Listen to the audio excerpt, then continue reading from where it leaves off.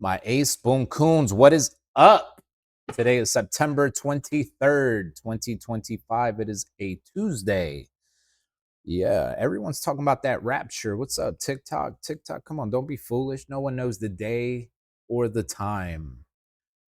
But anyway, beyond that, I mean, it could happen, but it's fascinating how everyone's talking about it. Someone said the rapture was man created. It's not in the Bible. I haven't bothered to check, but I do believe in a certain type of rapture. I do believe we will be lifted up in the sky, and I don't know how, whether it be in ships or in soul, body, or whatever. But we gonna find out. Anyway, I have astral projected unintentionally. That was marvelous. And I just found out that a man by the name of Robert Monroe had a resort or a some sort of experience getaway in the mountains of North Carolina. Where North Carolina at? What up, chat? Please comment. Anyway, you can go there, or used to be able to go there, and astral project, have an outer body experience. So we are going to learn more about Robert Monroe today. Let's find out who this man is and how we can intentionally come out of our bodies, meet our Holy Spirit. Because that's happened to me before, and it was a beautiful, beautiful experience. And I've been trying to do it ever since. I can't intentionally, I haven't been able to, but I will do it again. We will, one way or another, we will. Anyway, I won't hold you. Let's find out. Bob, given what you've been saying, what is the purpose of our playing here? What are we here for? Well, that's absurdly easy, and I say absurd because it's so apparent once you begin to look at it with what I call a different overview, from another perspective. Look at it.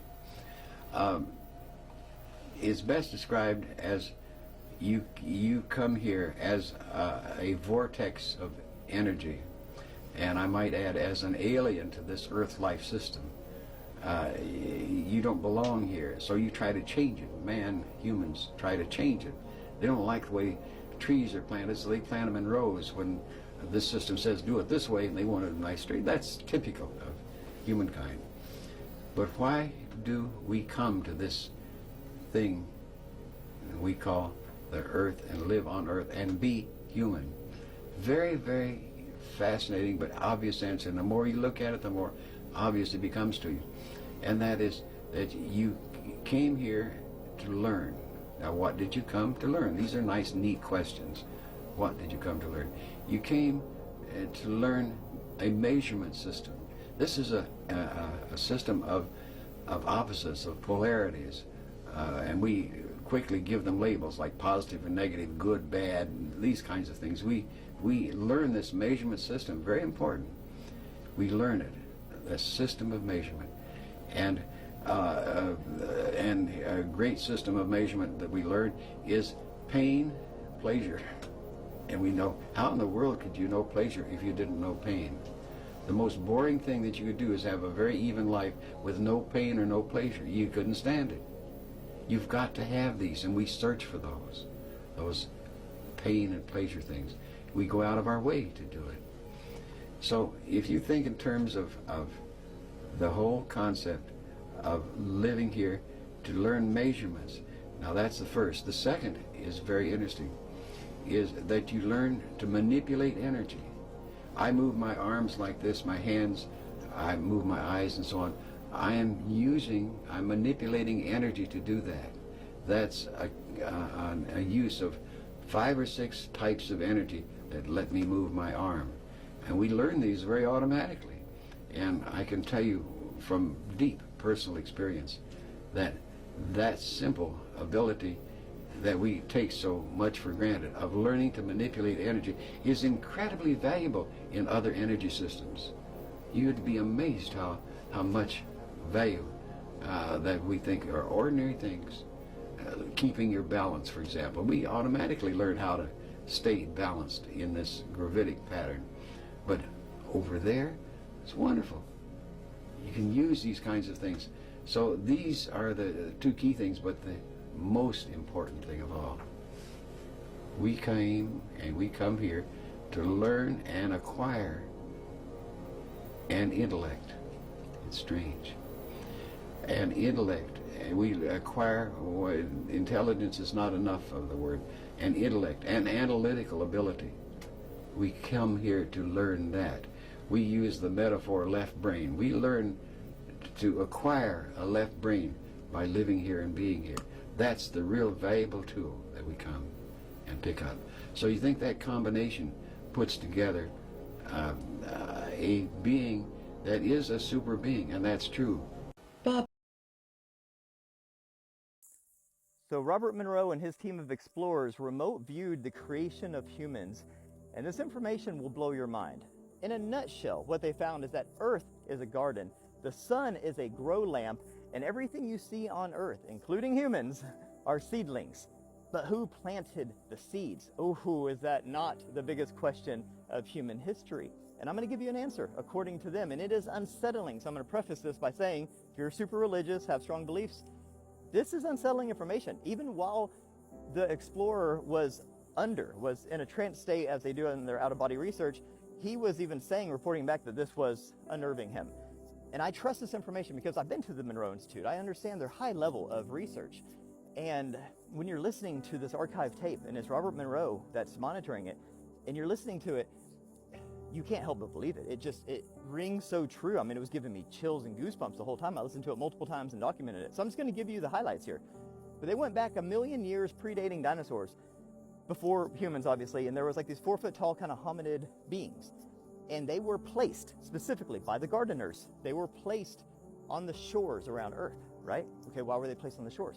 So they were placed on the shores, they were terrified to go into the jungles, and they couldn't swim and go in the water and stuff. So they just were lining the shorelines around Earth.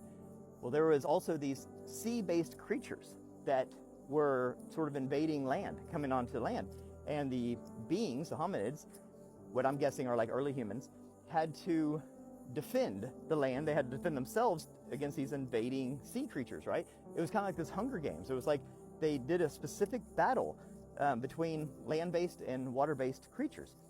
And these hominids started learning how to network and communicate, and they learned language and tools and weapons and all this kind of stuff to defend themselves. And this is what led to the evolution of mankind and our tribalism and civilization and kind of warrior mentality and that kind of stuff. This was by design by the gardeners. And I'll tell you who the gardeners are in just a second. It's crazy. But that's wild, right? Okay. So that's early. And then they kind of fast forward through, dinosaurs and all this stuff, because we're talking about billions of years here. And then, so the sun, this is so wild. So he found out the sun, he called it a grow light. He didn't know it was the sun when he's doing all this. He said this was the garden and that was the grow lamp. And it, back then, was just black and white, pulsating light, black and white. And then it evolved because it was this conscious ectoplasm. It still is. And over time, it started pulsing faster, started getting more colorful, started getting like yellow and orange hues and stuff. And now it kind of is the sun that we see now. And as the sun evolved, so did life on Earth. Like trees. Way back then, he said trees didn't look like this.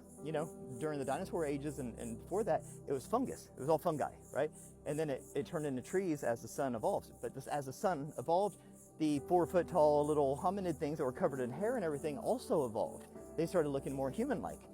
Then they started developing this right and left brain, because before they just had one brain that was basically just, its job was just survival. That was it. Then we created this right and left brain where we kind of had two beings in one. And we started analytically thinking, we started becoming self-aware and sentient and conscious, and then that's what was kind of the birth of creativity and curiosity in the modern day human, right? It happened because the sun was evolving. We evolve as the sun evolves, and as Earth evolves. It's a system between the garden, the grow light, and the seeds. So wild. So, I don't want to just make this video go on forever. I could with all this information, but I'll just hit the main points. Let's talk about who the gardeners are. So who planted these seeds? This is where it gets really unnerving, because what he found out was that there was a spaceship. He called it a laboratory, but it was above Earth, floating above Earth. In this laboratory, there was beings that their job, and he described them as super tall, super skinny, long fingers. He says like spider-like, super long, skinny fingers. And but they looked kind of human, but they were genderless. They didn't have any clothes or anything, and that they were the ones responsible for creating the seeds. So on this laboratory spaceship above Earth, all they did was create seeds and then plant the seeds. But he said the really unnerving part was that they didn't have any follow-up. They would plant the seeds, so they would create the seeds, all the different seeds. We're talking about all the different plants, animals, fish, humans, everything. They create all that. Then they plant them on Earth, and then they move on and do it elsewhere in the universe. That's what their job is. That's their role. Now that's it. They don't come back and tend the garden. They just create and plant the seeds. That's where we came from. We evolved, as Earth evolved and as the sun evolved and as this early hominid race evolved, we evolved into humans according to this information. But these beings that planted us, they also created everything else. They're the gardeners, right? And you hear like Dolores Cannon and all these people talk about the keepers of the garden and the custodians of Earth and stuff. That's these beings. But then what he said is that they don't have any follow-up role. They go on their merry way and leave you to your own devices. They create this garden which is conducive with the conscious sun to creating this evolutionary like environment where everything on Earth evolves. So we're just here to evolve, to fight, to learn, to grow, to evolve, and all that kind of stuff. But this is where it gets super interesting, because these beings in this laboratory spaceship, they go all around the universe and do this to all the planets, right? That's what all of these like extraterrestrials that we see are. They're just different life forms that were seeded on different planets at different times that have had different evolutionary timelines, and now they're just kind of at their different levels. I mean, you got to think like, you know, there's planets out there that probably started this whole process millions or billions of years before us, and that basically the universe is just teeming with life. That all the planets you see out there and moons and everything are just little gardens for this laboratory. I'm assuming there's multiple laboratories traveling around the universe, planting seeds, creating, hybridizing, mixing and matching, and just planting seeds, and then just letting everything grow. And then I'm sure going and checking up on it, I would assume, you know, but they didn't have that information. But man, how crazy is that? And I mean, like I said, I trust this information because when I'm listening to it, I mean, I was just getting goosebumps. It actually made my stomach kind of hurt a little bit, because I was like, it was confirming so many things that I had learned on my journey. So many things that I learned from different sources. To hear it come from Robert Monroe, to hear it come from this actual archive tape of them doing a remote viewing session to our creation, and just the genuineness of this Explorer series and everything, I was like, dude, like, is this our creation story? Like, this is a garden. And to hear him even say that the sun, whenever he went to investigate the sun, it was this, he called it ectoplasmic conscious, like basically energy. He said it was the energy source for the garden, and he called it the grow light. And I never thought about the sun like that, but it's the grow light, and this is the garden. And we're just a seed that was created, and we have grown and evolved in this garden. How wild is that? And there's probably millions or billions of these gardens around the universe, created by the same beings, right? And that's probably why there's like this common blueprint for like intelligent species.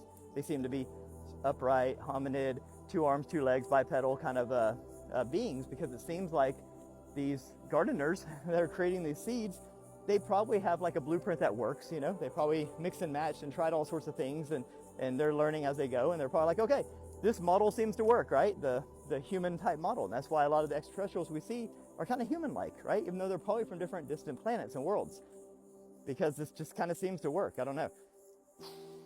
Oh, it's just wild, man. But they even went into depth about like the gardeners, the people on the ship, tall, alien looking, you know, long fingers. I mean, people talk about this stuff. And the ship, round, laboratory-like, you know, there's been all sorts of people that have reported being on these same types of ships where they're actually hybridizing and making things and stuff. And Dolores Cannon did all sorts of past life regressions and stuff, talking about the keepers of the garden and the gardeners and the custodians, and talked about this exact same kind of stuff. It's just crazy, you know? And it really makes you think, I think this is our Genesis story, you know? It might not be sexy and glamorous or whatever, but it makes sense. This is a garden. That is the grow light. And we're just seedlings that grew and have been evolving. Fucking nuts, guys.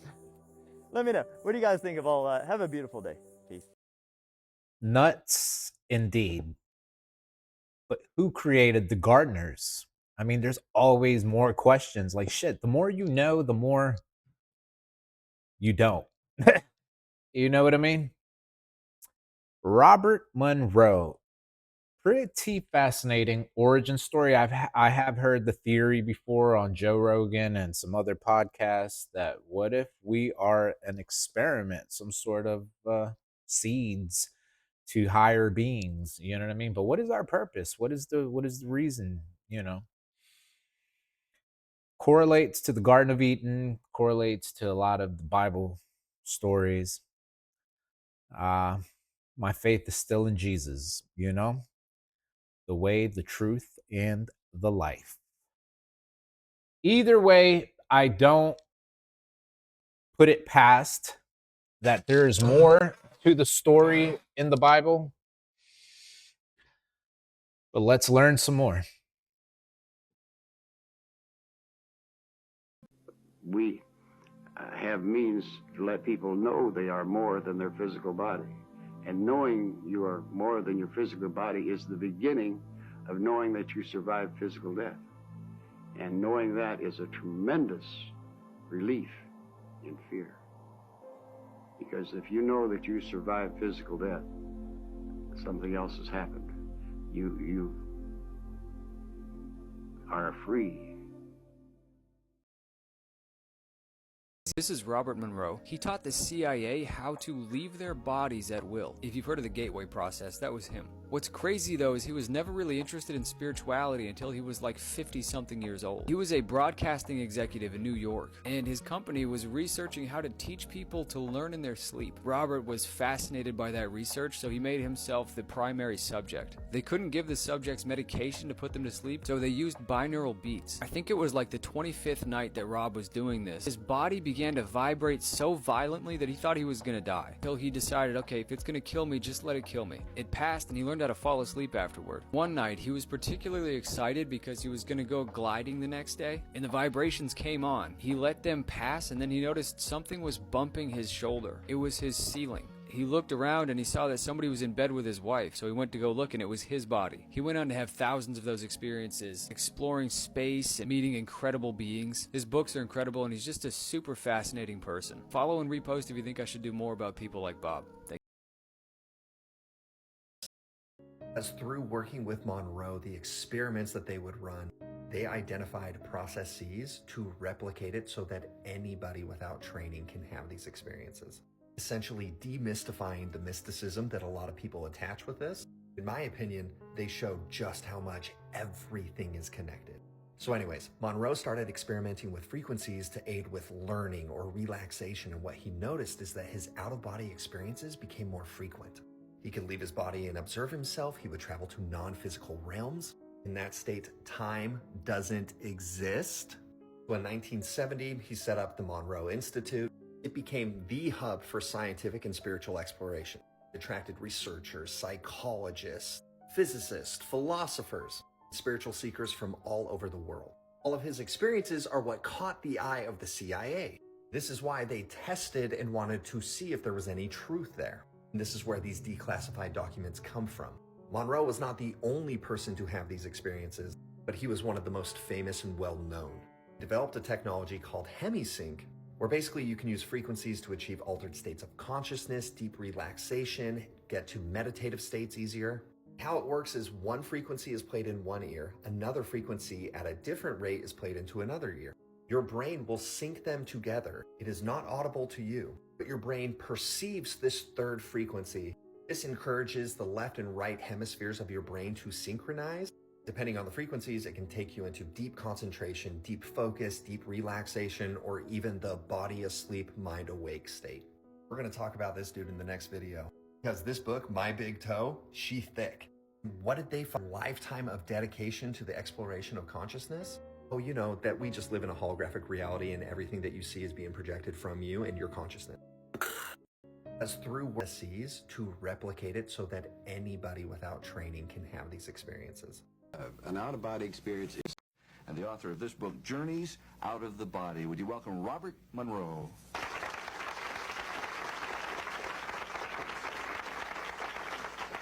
It is indeed a problem. How does one follow from body to out-of-body? What is an out-of-body experience? Well, an out-of-body experience is a state of being, a state of awareness, a state of action, separate and apart from the physical body. About 25% of the population throughout the world, I guess, has this spontaneously take place that they're aware of at least once in their lifetime. No, what happens? What happens? Well, what happens is that you as an individual suddenly find yourself, for one reason or another, apart from your physical body, and yet you can think, you can be, you can act, but your physical body is in some other location. It may be only 2 inches away or 2,000 miles away. Now, we've heard about people who have supposedly died and then have come back to life. That is also an out-of-body experience? That is indeed an out-of-body. It's a rather extreme way. You believe in that, then? Oh, yes. So in other words, if someone's in an awful automobile accident, and the next thing they know, they're kind of floating above it, watching... That's what we mean by a spontaneous one, as it were. And it is very, very common. And also, a very important thing is that everyone does this. The fact that you do not remember it does not infer that it does not happen. For example, during what we call delta sleep at night, which everyone goes through, is quite probably, according to our researches, the time when everyone goes into this out-of-body state. You don't remember it, but it does take place. Now, is that like a dream? No, it's something apart from a dream. It is a, there's no philosophic connotation in our approach to it, but it is somewhat a process of the recharging mechanism that you get during sleep. When you first had yours, were you frightened? I was totally frightened. Panic-stricken is a better word for it. And I went through, as a result, all the processes of medical examinations, psychiatric examinations, trying to determine why this was happening. Robert, describe for us your first body. Can you remember it? Oh, I can remember. You still look frightened. Oh, hang on. Very simple.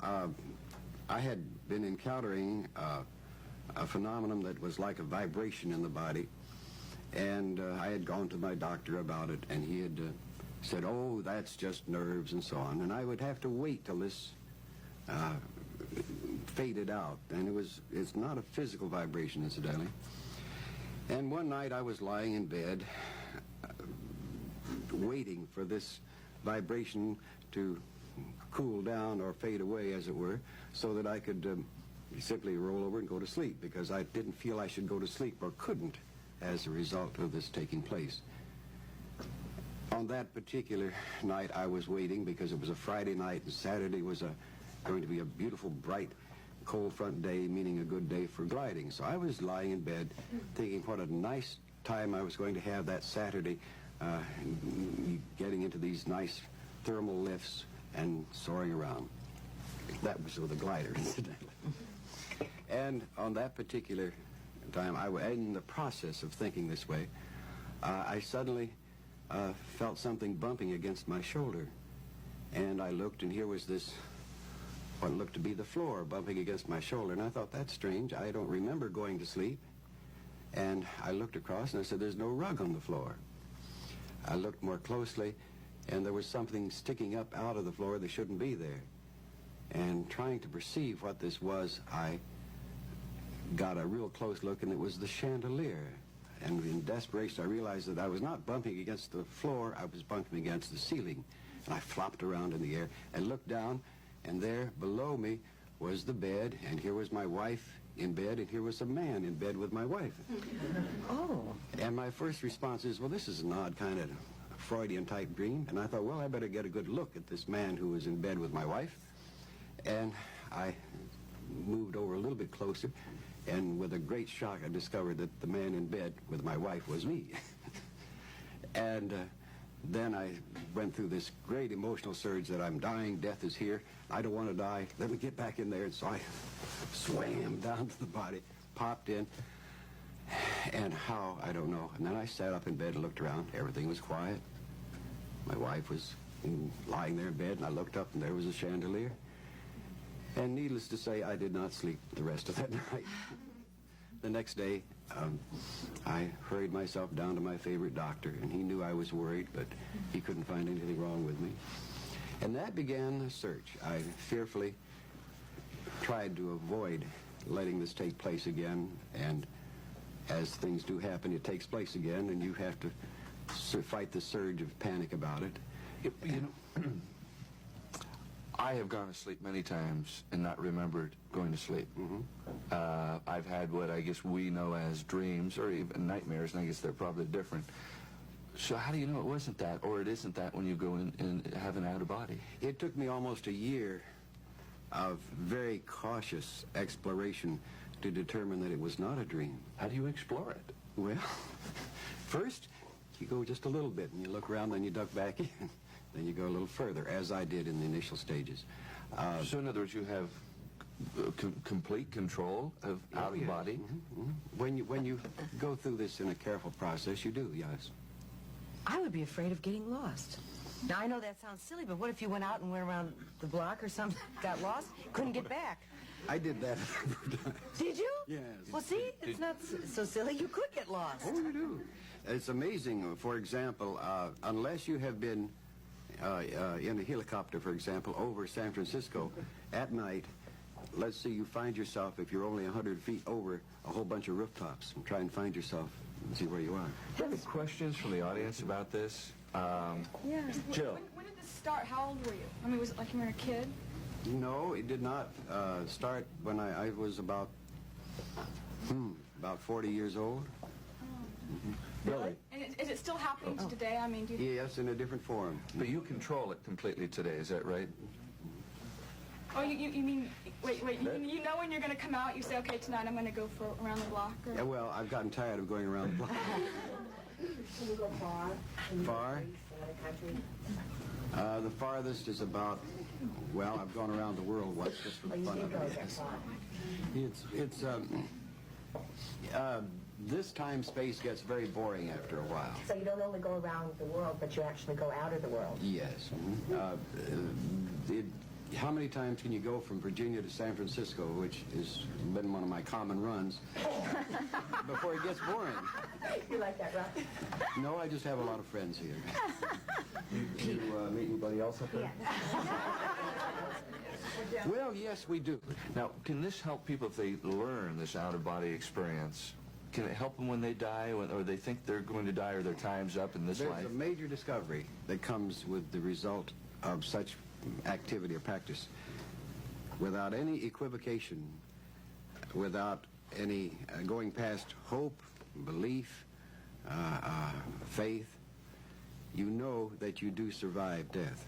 This changes your overview, your perspective. You have that knowledge, and it's not a religious thing. It's not a philosophic thing. It's a very, very pragmatic thing, that you do survive physical death. And you also, as it says in your book, can take terminal patients and relieve them of their pain by getting them to work This is what out we of do. body. We let them establish a beachhead where they're going, so that they're totally familiar with where they're going, and then their fears evaporate completely, and they make nice, neat plans with some friends of theirs there to have a welcoming party, as it were. So you're not afraid of dying at all, are you?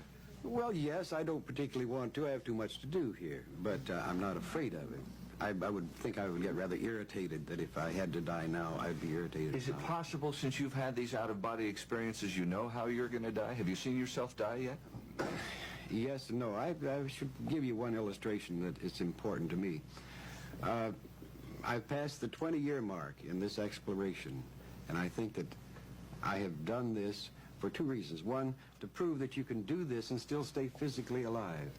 And the second is that you can do this and still stay reasonably sane. And the author of this book, Journeys Out of the Body. All right, y'all. We're going to wrap this up. This was a short video, 30 minutes. If you call that short, I call it short. But Robert, Monroe. Robert Monroe. Start doing some research. I think this is going to need a part 2, maybe a part 3. Robert Monroe. The original resort was created in North Carolina. I looked it up, I Googled it, and it's in Virginia now. And I am intrigued. 5-day, 6-night stay, the whole package included. It's $2,700. I think it would be very well worth it. I'm going to leave us with this last video because I need to go and handle some business. But in this next video, channeled information from Robert Monroe and the Monroe Institute about what is coming up during this fourth human evolution. Shout out to conscious observers for this video. Let's see what Robert Monroe was told is coming up for human consciousness by some sort of entity that he got to conversate with during one of his astral projection sessions. Here we go. So the Monroe Institute just released brand new tapes of Robert Monroe channeling an interdimensional entity named Miranon, who was able to give him amazing information about what's coming up for the human species and Earth. And I just thought I would do a quick video telling you my favorite parts, which is saying a lot because the whole thing is mind-blowing, and you need to go watch it. It's on the Monroe Institute YouTube channel. But one of the parts that Miranon told Robert Monroe through his channeled subject is that there's basically 7 evolutionary epochs on Earth. There's these 7 periods on Earth, and we're in the middle of period 4. And side note, the master spirit of this period is Christ. And none of this is religious, but that is it. The Christ spirit is the master spirit of this epoch that we're in. But the part that I thought was most profound, again, which is saying a lot because they cover so much, it's just melting your mind the whole time while also enlightening you, is that the beginning part of this era of human existence was most concerned about what we can make, okay? And now we're about to go into a period where it's not about what we can make, it's about what we are. So if you think about it this way, we have been consumed with inventing things, building things, making things. So we make weapons to defend ourselves. We make vehicles to transport. We make phones to communicate. We make medicines to heal, right? And it's all about external stuff, right? So if you get hurt or sick, you go to a doctor and you take medicine. You know, if you need to defend yourself, you grab a bat or a gun, right? If you need to get somewhere, you take a car or a bus. But we're about to go into this period where it's going to be focused on humans, on us, on what we can do. So if you need to defend yourself, use your fist. If you need to solve a problem, you don't use ChatGPT, use your brain. If you need to heal, you work within your body and heal yourself. See what I'm saying? So there's going to be this period where it's all about the power of the human body and our connection to source above and Gaia Earth below, and that we're in this center tipping point. Basically, we're in the middle. We're the equilibrium between the macro and the micro, and that humans are very powerful and very spiritually connected beings that I think we have sort of lost that connection. Most people don't realize that. Most people take it for granted. It's like when you get a new car and you love it for a week and then you're tired of it. You get a new phone and after a week you're like, oh, this phone sucks. We take things for granted. And I think that we're about to, what Miranon says, we're about to go into this period where the human body and what we're capable of is going to be at the forefront of our, existence. And I think that's super powerful. But it also made me think, what happens that gets us there? How do we get from here to there? Because right now, that's definitely not what most people think about. Most people, if you get sick, you rush to the doctor and you take medicine. If you feel threatened, you grab a weapon. If you need to get somewhere, you take a vehicle. If you want to communicate with someone, you call them. We don't realize that we have telepathic powers. We don't realize that we can manifest with our thoughts. We don't realize that we can heal with our own bodies. We don't realize these things. We don't appreciate how amazing the human is, but we're about to. So what causes us to have this realization? I like to think that it comes naturally, that we just have this epiphany, this collective ascension, this consciousness awakening. We're like, you know what? We're pretty badass, aren't we?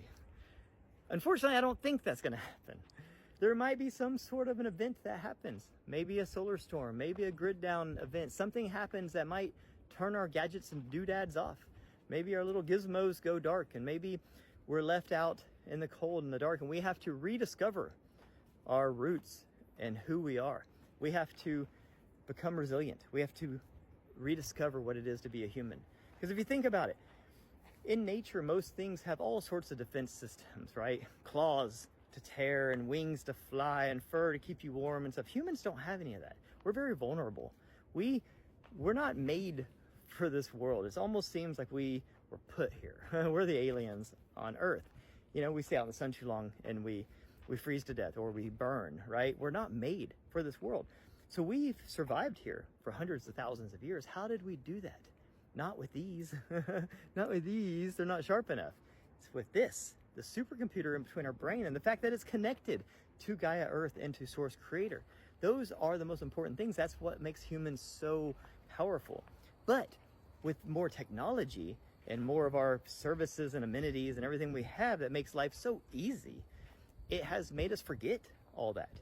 And according to Miranon and the channelings through Robert Monroe and his Explorer subject, evidently, we're about to enter into a new period where those things, getting to know thyself, getting to understand our true esoteric roots, and really what a human being is and what a human being is capable of, most importantly, that's all coming back to the forefront.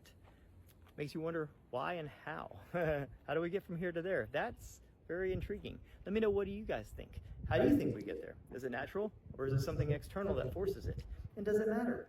What are your thoughts on all this? Let me know below. I love hearing them all. Have a beautiful day. How do you think we're going to get there? Fake alien invasion? Maybe a real alien invasion? Jesus Christ is the forefront, he said. Jesus is coming, the rapture. I don't know, but we're about to find out, and a spiritual awakening collectively is happening. I've been hearing more and more of my friends and neighbors and strangers even talking about weird dreams, visions, and spiritual awakening that they've never felt before. They've been drawn to God and the spiritual more than ever. So something is definitely coming, and that comet that is what's it called, A1 Atlas or something like that.